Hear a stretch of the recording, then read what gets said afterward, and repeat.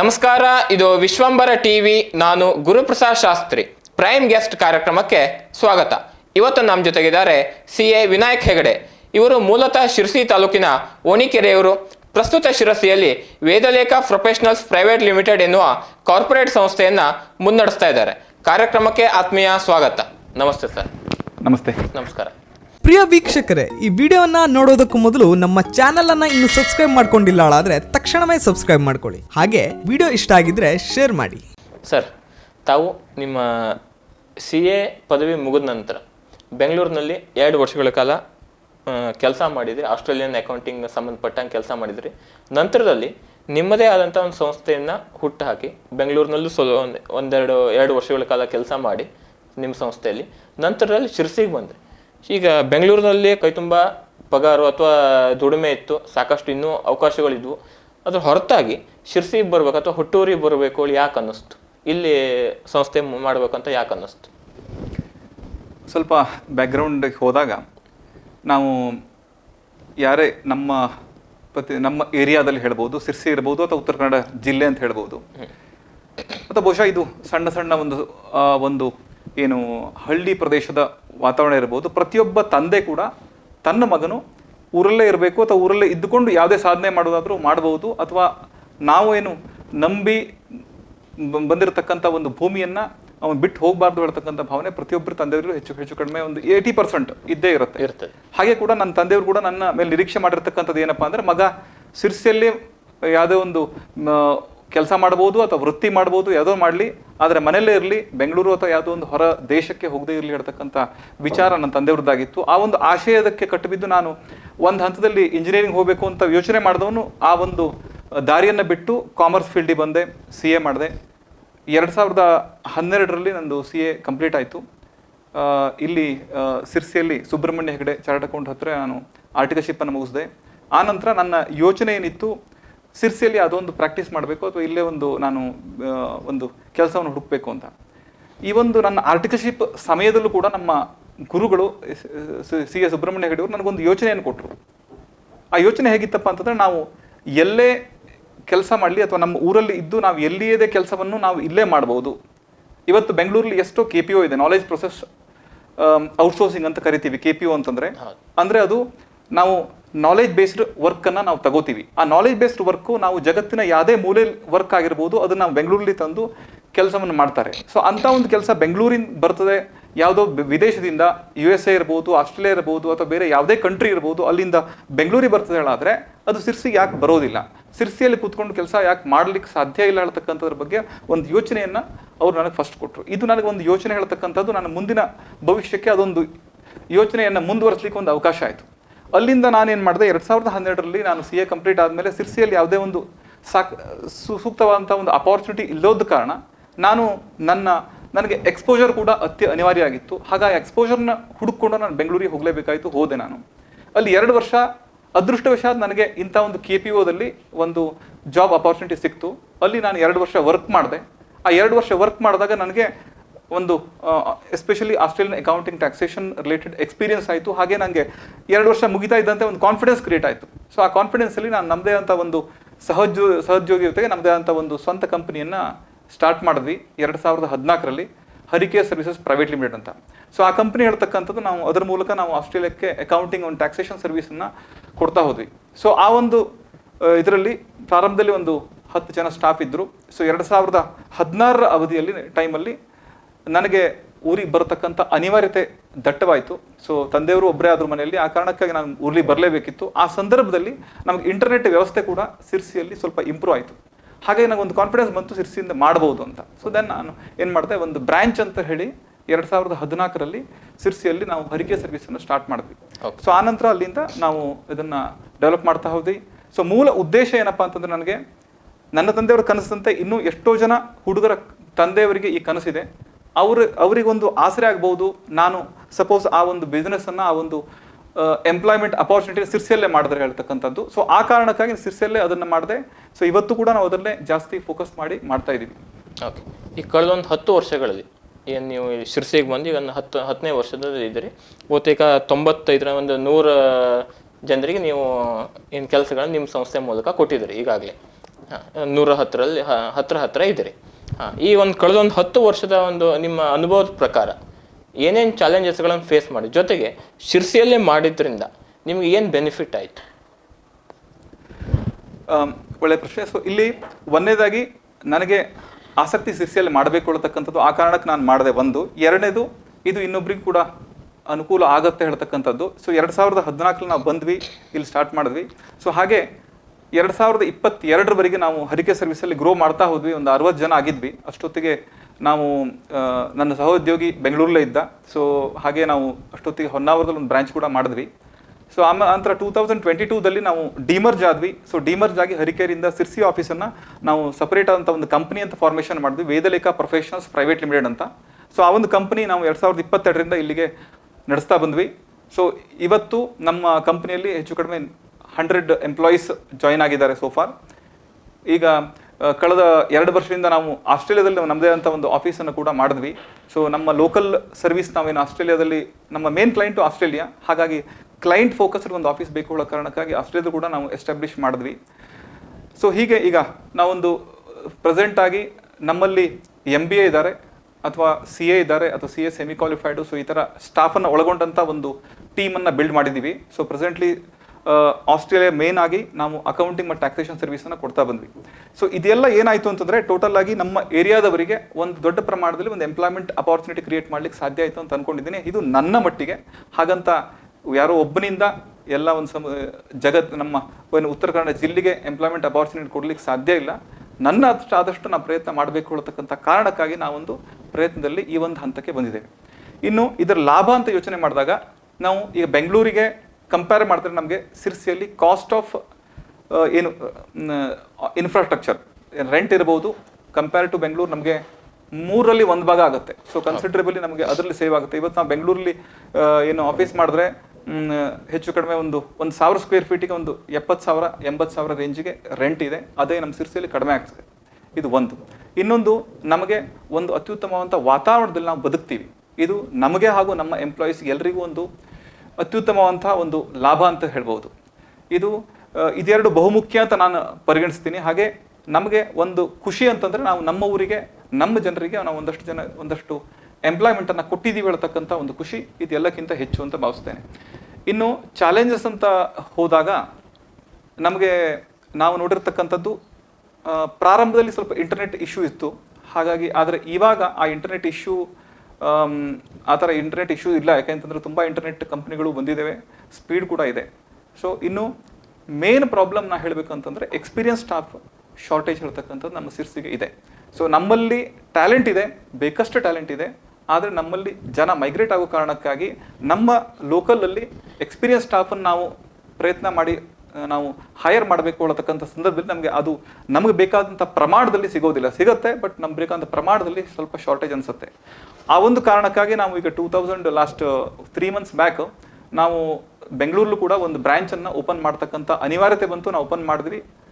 ಹಾಗಂತ ನಾವು ನಮ್ಮ ಏರಿಯಾವನ್ನು ಬಿಡಬೇಕು ಅಂತ ಯಾವುದೇ ಉದ್ದೇಶ ಇಲ್ಲ. ನಮ್ಮ ಏರಿಯಾ ನಮ್ಮ ಫಸ್ಟ್ ಪ್ರಯಾರಿಟಿ. ಸೊ ನಾವು ಮ್ಯಾಕ್ಸಿಮಮ್ ಹೈರಿಂಗನ್ನು ಸಿರ್ಸಿಯಲ್ಲಿ ಮಾಡಬೇಕು. ಯಾವಾಗ ನಮಗೆ ಅನಿವಾರ್ಯತೆ ಇದೆ, ಎಕ್ಸ್ಪೀರಿಯನ್ಸ್ ಸ್ಟಾಫ್ ಬೇಕು, ನಮಗೆ ಇಲ್ಲಿ ಸಿಗ್ತಾ ಇಲ್ಲ ಹೇಳ್ತಕ್ಕಂಥ ಸಂದರ್ಭ ಇದ್ದಾಗ ಬೆಂಗಳೂರಲ್ಲಿ ನಾವು ಅದನ್ನು ಹೈರಿಂಗ್ ಮಾಡಬೇಕು ಅನ್ನೋ ಕಾರಣಕ್ಕೆ ನಾವು ಅದನ್ನು ಕೂಡ ಓಪನ್ ಮಾಡ್ತಕ್ಕಂಥ ಸಂದರ್ಭ ಬಂತು.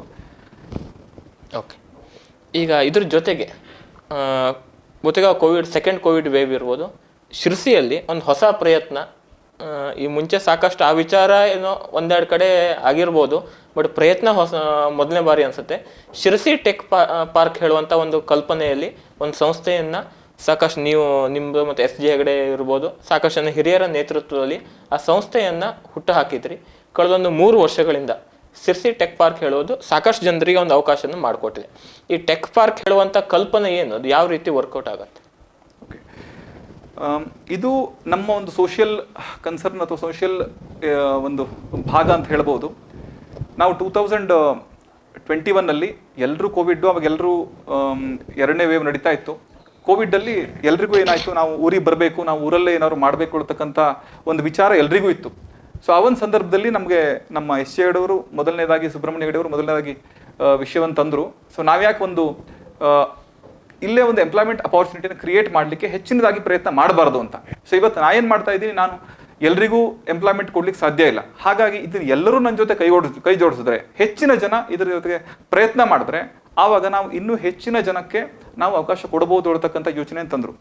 ಇದಕ್ಕಿಂತ ನಾನು ಇನ್ನೊಂದು ಸ್ವಲ್ಪ ಬೇಸಿಕ್ಕನ್ನು ಹೇಳಬೇಕು ಅಂತಂದರೆ, ಹಿನ್ನೆಲೆಯನ್ನು ಹೇಳಬೇಕಂತಂದ್ರೆ ಏನಾಗ್ತದೆ ಅಂದರೆ, ನಮ್ಮ ಉತ್ತರ ಕನ್ನಡ ಜಿಲ್ಲೆಯಲ್ಲಿ ಇಟ್ಸ್ ಎ ಟ್ಯಾಲೆಂಟೆಡ್ ಪೂಲ್. ನಮ್ಮ ಸ್ಕಿಲ್ ಏನು ಕೌಶಲ್ಯ ಇರತಕ್ಕಂಥ ನಮ್ಮ ಸಂಖ್ಯೆ ಅತಿ ಹೆಚ್ಚಿದೆ. ನಾವು ಈಗ ಉತ್ತರ ಕರ್ನಾಟಕಕ್ಕೆ ಅಥವಾ ಬೇರೆ ಭಾಗಕ್ಕೆ ನಾವು ಹೋಲಿಸಿದ್ರೆ ನಮ್ಮಲ್ಲಿ ಇರತಕ್ಕಂಥ ಟ್ಯಾಲೆಂಟು ಡೆನ್ಸಿಟಿ ತುಂಬ ಜಾಸ್ತಿನೇ ಇದೆ. ಸೊ ನಾವು ಅದಕ್ಕೊಂದು ಜಸ್ಟ್ ಉದಾಹರಣೆ ನಾನು ಕೊಡ್ಲಿಕ್ಕೆ ಬಯಸ್ತೇನೆ. ಇವತ್ತು ಕಳೆದ ಒಂದು 10 ವರ್ಷದಿಂದ ನಮ್ಮಲ್ಲಿ CA ಕೋರ್ಸಿಗೆ ತುಂಬ ಜನ ಹೋಗ್ತಾ ಇದ್ದಾರೆ. ಆ ಒಂದು ಹಿನ್ನೆಲೆ ಬಂದವನು ಅದಕ್ಕೆ ನನಗೆ ಅದ್ರ ಬಗ್ಗೆ ಸರಿಯಂತ ಒಂದು ಕಲ್ಪನೆ ಉಂಟು. ಅಲ್ಲಿ CAದಲ್ಲಿ ನಮ್ಮ ನ್ಯಾಷನಲ್ ಲೆವೆಲಲ್ಲಿ ಪಾಸಿಂಗ್ ಪರ್ಸೆಂಟೇಜು 10ರಿಂದ 20% ಇದೆ. ಅದೇ ನಾವು ನಮ್ಮ ಉತ್ತರ ಕನ್ನಡ ಡಿಸ್ಟ್ರಿಕ್ಟ್ನ ನೋಡಿದ್ರೆ ಇದು 50%ಗಿಂತ ಜಾಸ್ತಿ ಇದೆ. ಯಾರೆಲ್ಲ CA ಮಾಡ್ಲಿಕ್ಕೆ ಹೋಗ್ತಾ ಇದ್ದಾರೋ 50ರಿಂದ 60% ಜನ ಅದರಲ್ಲಿ ಸಕ್ಸಸ್ಸನ್ನು ಕಾಣ್ತಾ ಇದ್ದಾರೆ. ಅದು ನಮ್ಮ ಉತ್ತರ ಕನ್ನಡ ಡಿಸ್ಟ್ರಿಕ್ಟಿನ ಹೆಮ್ಮೆ ಅಂತ ಹೇಳ್ಬೋದು.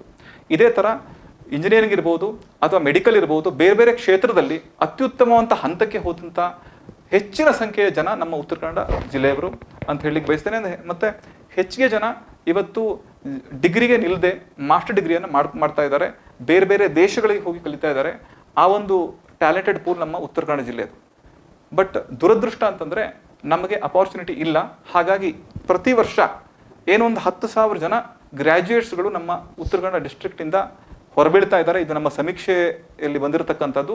ಆ 10,000ದಲ್ಲಿ ಒಂದು 80% ಜನ ನಾವು ಬೆಂಗಳೂರಿಗೆ ಹೋಗ್ತಾ ಇರತಕ್ಕಂಥ ನಾವು ಕಾಣ್ತಾ ಇದ್ದೇವೆ.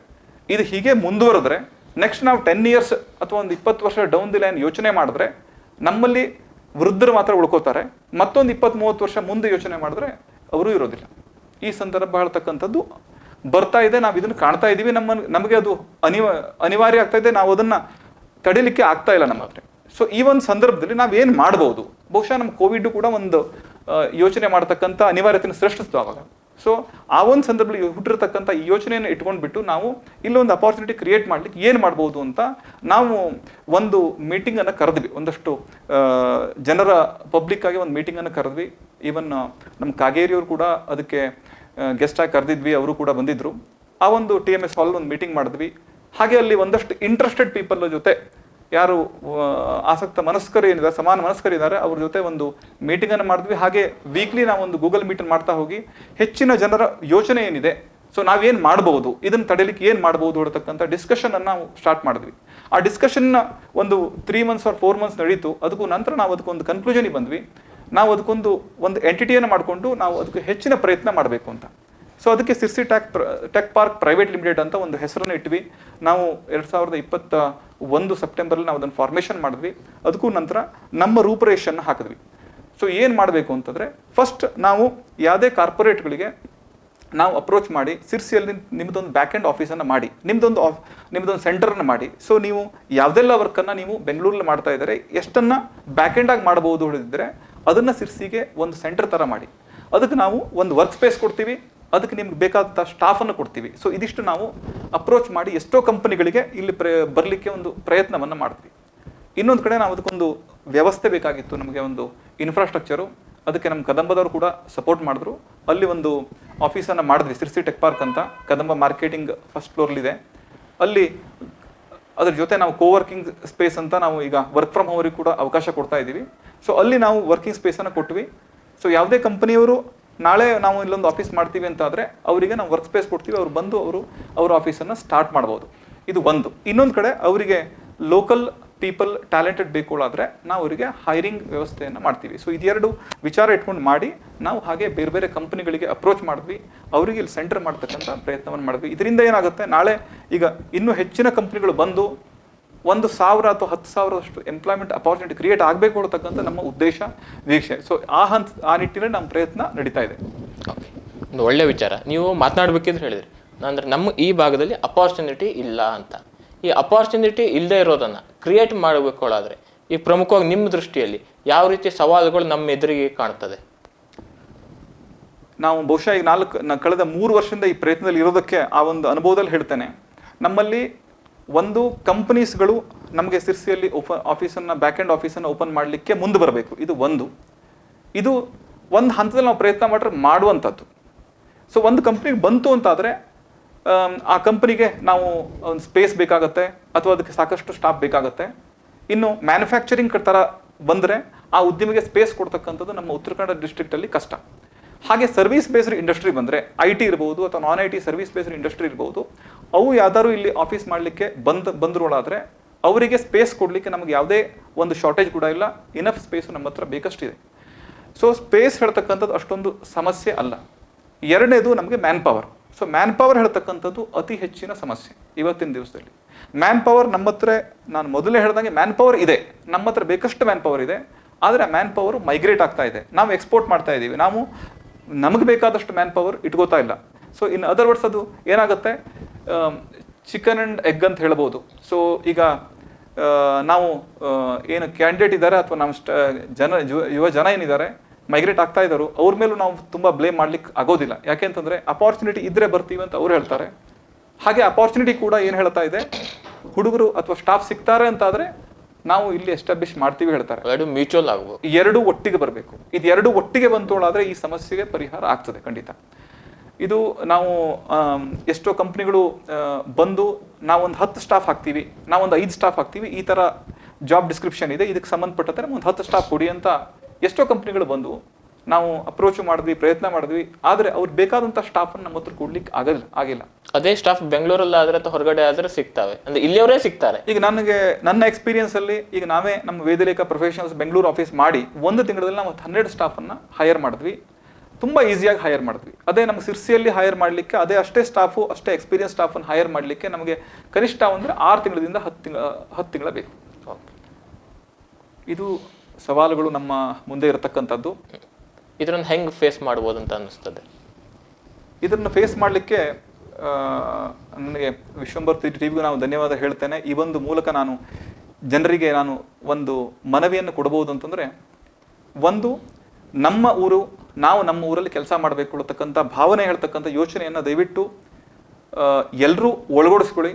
ಯಾರೇ ಒಂದು ಎಲ್ರಿಗೂ ಕೂಡ ಅವಕಾಶ ಸಿಗ್ಲಿಕ್ಕೆ ಸಾಧ್ಯ ಇಲ್ಲ, ಬಟ್ ಅವಕಾಶ ಎಲ್ಲಿ ಸಿಗತ್ತೆ ಆವಾಗ ದಯವಿಟ್ಟು ನೀವು ಊರಲ್ಲಿ ಬಂದು ನಿಮ್ಮ ವೃತ್ತಿಯನ್ನು ಅಥವಾ ನಿಮ್ಮ ಜಾಬನ್ನು ಅದನ್ನು ಕಂಟಿನ್ಯೂ ಮಾಡ್ತಕ್ಕಂಥ ಪ್ರಯತ್ನವನ್ನು ದಯವಿಟ್ಟು ಮಾಡಿ. ಇದು ಒಂದು. ಎರಡನೇದಾಗಿ ನಮ್ಮಲ್ಲಿ ತುಂಬ ಎಂಟರ್ಪ್ರಿನರ್ ಇದ್ದಾರೆ. ಸೊ ನಮ್ಮಲ್ಲಿ ಬೆಂಗಳೂರಲ್ಲಿ ಹೋಗಿ ಬೇರೆ ಬೇರೆ ಕಂಪನಿಗಳನ್ನು ಸ್ವಂತ ಎಸ್ಟಾಬ್ಲಿಷ್ ಮಾಡಿ ನೂರಾರು ಅಥವಾ ಸಾವಿರಾರು ಎಂಪ್ಲಾಯೀಸ್ಗೆ ಕೆಲಸವನ್ನು ಕೊಟ್ಟಿರ್ತಕ್ಕಂಥ ಎಷ್ಟೋ ಕಂಪನಿಗಳು ನಮ್ಮ ಊರಿನ ಜನರು ಮಾಡಿದ್ದಾರೆ. ಅಂಥವರು ನಮ್ಮ ಸಿರ್ಸಿಯಲ್ಲಿ ಒಂದು ಬ್ರಾಂಚನ್ನು ಮಾಡಿ, ನಮ್ಮ ಸಿರ್ಸಿಯಲ್ಲಿ ಒಂದು, ಅಥವಾ ಸಿರ್ಸಿ ಅಂತ ನಾನು ಹೇಳಲಿಕ್ಕಿಂತ ಉತ್ತರ ಕನ್ನಡ ಡಿಸ್ಟ್ರಿಕ್ಟ್ ಅಂತ ಕರೀಲಿಕ್ಕೆ ಬಯಸ್ತೇನೆ. ನಮ್ಮ ಡಿಸ್ಟ್ರಿಕ್ಟಲ್ಲಿ ನೀವು ನಿಮ್ಮ ಒಂದು ಎಸ್ಟಾಬ್ಲಿಷ್ಮೆಂಟ್ ಮಾಡಿ, ಬ್ರಾಂಚನ್ನು ಮಾಡಿ, ಅಥವಾ ನಿಮಗೆ ಯಾವುದೋ ಒಂದು ಸರ್ಟೇನ್ ಏರಿಯಾ ಆಫ್ ದಿ ವರ್ಕ್ಗೆ ಬ್ಯಾಕ್ ಎಂಡ್ ವರ್ಕ್ ಇರುತ್ತೆ. ಆ ಬ್ಯಾಕ್ ಎಂಡ್ ವರ್ಕ್ಸ್ ಬೆಂಗಳೂರಲ್ಲೇ ಆಗಲೇಬೇಕಂತ ಇಲ್ಲ, ಅದನ್ನು ನೀವು ಸಿರ್ಸಿಯಲ್ಲಿ ಈಸಿಯಾಗಿ ಮಾಡ್ಬೋದು. ಅದಕ್ಕೆ ನೀವು ದಯವಿಟ್ಟು ಒಂದು ಸ್ಟೆಪ್ಪನ್ನು ಇಡಬೇಕು. ಎರಡನೇದು, ಅದಕ್ಕೆ ಸರಿಯಾಗಿ ನಾವು ಸಪೋರ್ಟ್ ಮಾಡಲಿಕ್ಕೂ ನಾವು ಕೂಡ ಇದ್ದೇವೆ, ಅಥವಾ ನೀವು ಮತ್ತು ನಮ್ಮಲ್ಲಿ ತುಂಬ ಜನ ಇದ್ದಾರೆ, ಅದಕ್ಕೆ ನಿಮಗೆ ಸಪೋರ್ಟು ಕೂಡ ಸಿಗುತ್ತೆ. ಸಾಕಷ್ಟು ಮ್ಯಾನ್ ಪವರ್ ಕೂಡ ನಾವು ಕೊಡಬಹುದು. ಆ ಮ್ಯಾನ್ ಪವರ್ ಕೊಡ್ಲಿಕ್ಕೆ ನಾ ಇನ್ನೊಂದು ಯುವ ಜನರಲ್ಲಿ ನಾನು ರಿಕ್ವೆಸ್ಟ್ ಮಾಡೋದು ಅಂದರೆ, ನಾವೆಲ್ಲ ಅಡ್ವರ್ಟೈಸ್ಮೆಂಟ್ ಹಾಕ್ತೀವಿ ಅಥವಾ ಬೇರೆ ಬೇರೆ ಅಡ್ವರ್ಟೈಸ್ಮೆಂಟ್ ಬರುತ್ತೆ ಈ ಊರಲ್ಲಿ ಅಪಾರ್ಚುನಿಟಿ ಇದೆ ಅಂತ. ಆ ಒಂದು ಅಡ್ವರ್ಟೈಸ್ಮೆಂಟನ್ನು ದಯವಿಟ್ಟು ನೋಡಿ, ಎಲ್ಲ ಅಪಾರ್ಚುನಿಟಿ ಇದೆ, ಅಪಾರ್ಚುನಿಟಿಯನ್ನು ತಗೊಂಡು ನೀವು ಎಕ್ಸೆಪ್ಟ್ ಮಾಡಿ ಊರಲ್ಲಿ ಬಂದು ಕೆಲಸ ಮಾಡ್ತಕ್ಕಂಥ ಕೆಲಸವನ್ನು ಮಾಡಿ. ಹಾಗೆ ಮಾಡಿದ್ರೆ ಮಾತ್ರ ನಮ್ಮ ಊರು ಉಳಿಯುತ್ತೆ.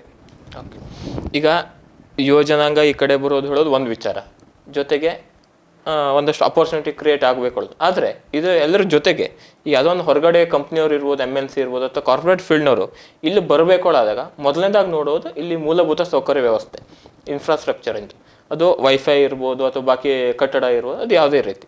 ಆದರೆ ಯಾರೋ ಒಬ್ಬ ಇಂಡಿವಿಜುವಲ್ ವ್ಯಕ್ತಿ ಅಥವಾ ಯಾವುದೋ ಒಂದು ಸಣ್ಣ ಪುಟ್ಟ ಸಂಸ್ಥೆ ಈ ನಿಟ್ಟಿನಲ್ಲಿ ಕೈ ಹಾಕಿದ್ರೆ ಲಾಂಗ್ ಟರ್ಮಲ್ಲಿ ಅಥವಾ ಒಂದು ದೊಡ್ಡ ಪ್ರಮಾಣದಲ್ಲಿ ಮಾಡೋದು ಒತ್ತಿಕ ಕಷ್ಟ ಸಾಧ್ಯ. ಈ ನಿಟ್ಟಿನಲ್ಲಿ ಒಬ್ಬ ಜನಪ್ರತಿನಿಧಿ ನಮ್ಮ ಜಿಲ್ಲೆ ಯಾರೇ ಆಗಿರಲಿ, ಪಕ್ಷದ ಹೊರತಾಗಿ MLA ಆಗಿರ್ಬೋದು, MP ಆಗಿರ್ಬೋದು, ಅಥವಾ ಮಿನಿಸ್ಟರ್ ಯಾರೇ ಆಗಿರ್ಬೋದು, ಅವರು ಈ ಒಂದು ಮೂಲಭೂತ ಸೌಕರ್ಯ ವ್ಯವಸ್ಥೆಗೆ ಸಂಬಂಧಪಟ್ಟ ಹಾಗೆ ಸರ್ಕಾರದ ಮಟ್ಟದಲ್ಲಿ ಅಥವಾ ಅವರೊಂದು ಕ್ಷೇತ್ರ ವ್ಯಾಪ್ತಿಯಲ್ಲಿ ಯಾವ ರೀತಿ ಕೆಲಸ ಮಾಡಿದರೆ ಕ್ಷೇತ್ರ ಜನರಿಗೆ, ಈಗ ಇಲ್ಲಿ ಒಂದು ಒಳ್ಳೇದಾಯಿತು ಹೇಳಾದರೆ ಮತ್ತೆ ಯಾರಿಗೂ ಅಲ್ಲಿ ಅವ್ರದೇ ಕ್ಷೇತ್ರ ಜನರಿಗೆ ಅನುಕೂಲ ಆಗುತ್ತೆ. ಆ ನಿಟ್ಟಿನಲ್ಲಿ ಅವರು ಯಾವ ರೀತಿ ರೆಸ್ಪಾನ್ಸ್ ಮಾಡಬೇಕು ಅನ್ಸುತ್ತೆ ನಿಮಗೆ? ಸರಿಯಾದ ವಿಷಯವನ್ನು ಹೇಳಿದ್ರಿ. ನಾವೇನು ಮಾಡ್ತಾ ಇದ್ದೀವಿ ಸಿರ್ಸಿ ಟೆಕ್ ಪಾರ್ಕ್, ಇದು ಗೌರ್ಮೆಂಟ್ ಮಾಡ್ತಕ್ಕಂಥ ಕೆಲಸ ವಾಸ್ತವಿಕವಾಗಿ. ಸೊ ಒಂದು ಗೌರ್ಮೆಂಟ್ ಹೇಳ್ತಕ್ಕಂಥದ್ದು ಜವಾಬ್ದಾರಿಯುತವಂತಹ ಒಂದು MP ಅಥವಾ MLA ಅವರು. ಸೊ ಇದ್ರ ಬಗ್ಗೆ ಒಂದು ಆ್ಯಕ್ಷನನ್ನು ಅತಿ ಮುತುವರ್ಜಿಯಿಂದ ಮಾಡಬೇಕು. ಇವತ್ತು ಎಷ್ಟೋ ಸಂದರ್ಭದಲ್ಲಿ ನಾವು ಅನಿಸ್ತೀವಿ, ನಿಮ್ಮ ಈ ಒಂದು ವಿಶ್ವಂಬರ ಟಿವಿಯ ಅಧ್ಯಕ್ಷರಾದಂಥ ಅನಂತಮೂರ್ತಿ ಹೆಗಡೆ ಅವರು ನೇತೃತ್ವದಲ್ಲಿ ಮಲ್ಟಿ ಸ್ಪೆಷಾಲಿಟಿ ಆಸ್ಪತ್ರೆ ಬಗ್ಗೆ ಹೋರಾಟ ಮಾಡ್ತಾ ಇದ್ದೀರಾ ನೀವು.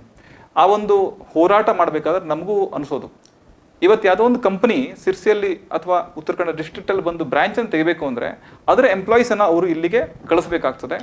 ಅವರು ಇಂಥ ಒಂದು ಊರಿಗೆ ನಾವು ಹೋಗಿ ಕೆಲಸ ಮಾಡಬೇಕು ಅಂದರೆ ಅಲ್ಲಿ ಒಳ್ಳೆ ಆಸ್ಪತ್ರೆ ಇದೆಯಾ ಹೇಳ್ತಕ್ಕಂಥ ಪ್ರಶ್ನೆ ಬರ್ತದೆ ಅವ್ರಿಗೆ. ಸೊ ಒಂದು ಒಳ್ಳೆ ಸ್ಕೂಲ್ ಇದೆಯಾ, ಸೊ ಇದೆಲ್ಲ ಪ್ರಶ್ನೆಗಳು ಬರ್ತದೆ. ಹಾಗಾಗಿ ಇದು ಮೂಲಭೂತ ಅತ್ಯಗತ್ಯ. ಒಂದು ರಸ್ತೆ ಇರಬಹುದು, ಇನ್ನೊಂದು ಆಸ್ಪತ್ರೆ, ಇದು ಅತಿ ಅಗತ್ಯ. ಇನ್ನು ಸ್ಕೂಲ್ಗಳು ಅತಿ ಅಗತ್ಯ. ಹಾಗೆ ಒಳ್ಳೆ ಸ್ಕೂಲ್ಗಳು ನಮ್ಮ ಸಿರ್ಸಿಯಲ್ಲಿ ಇಲ್ಲಿವರೆಗೆ ಇದೆ, ಅಷ್ಟೊಂದು ಸಮಸ್ಯೆ ಆಗ್ಲಿಕ್ಕಿಲ್ಲ ಬಹುಶಃ. ಆದರೆ ಆಸ್ಪತ್ರೆ ಹೇಳ್ತಕ್ಕಂಥದ್ದು ಅತಿ ಅತಿ ಅಗತ್ಯ ಇದೆ ಒಂದು. ಎರಡನೇದು, ಇನ್ನೂ ಹೆಚ್ಚಿನ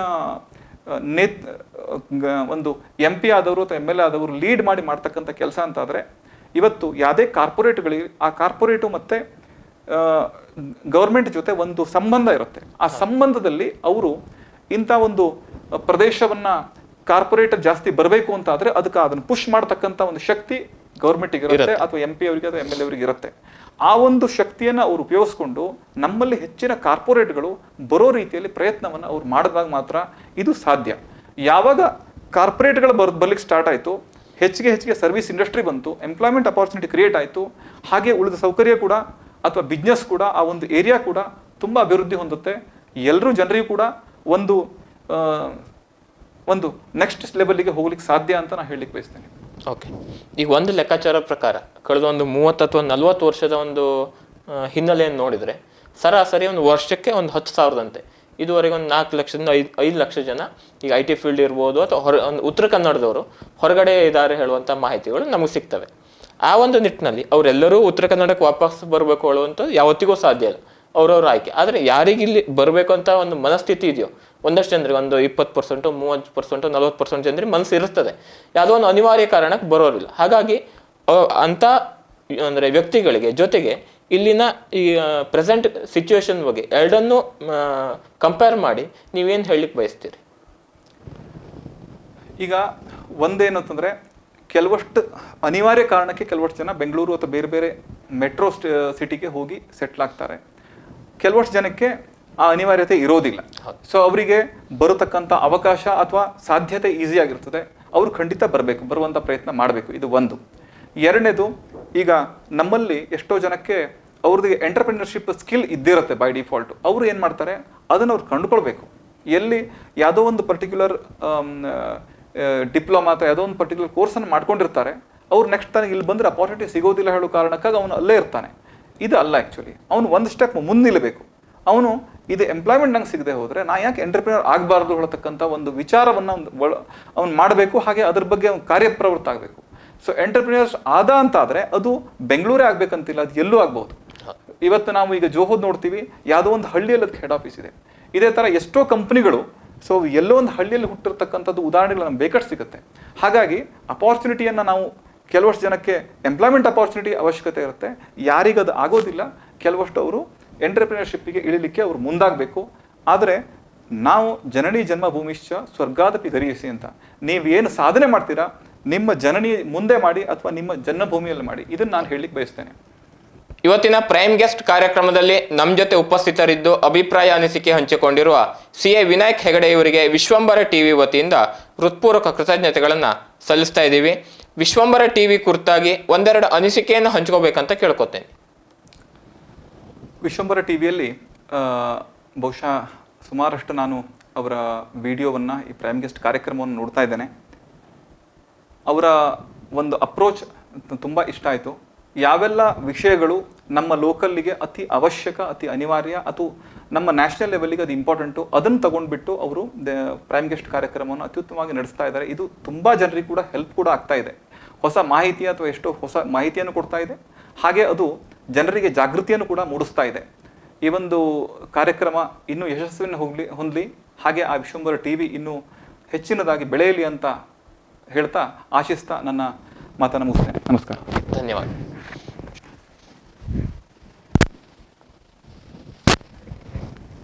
ಧನ್ಯವಾದ. ವೀಕ್ಷಕ ಮಹಾಪ್ರಭುಗಳೇ, ನಮ್ಮ ಚಾನಲ್ ಅನ್ನು ಸಬ್ಸ್ಕ್ರೈಬ್ ಮಾಡಿ, ಶೇರ್ ಮಾಡಿ, ಪ್ರೋತ್ಸಾಹಿಸಿ.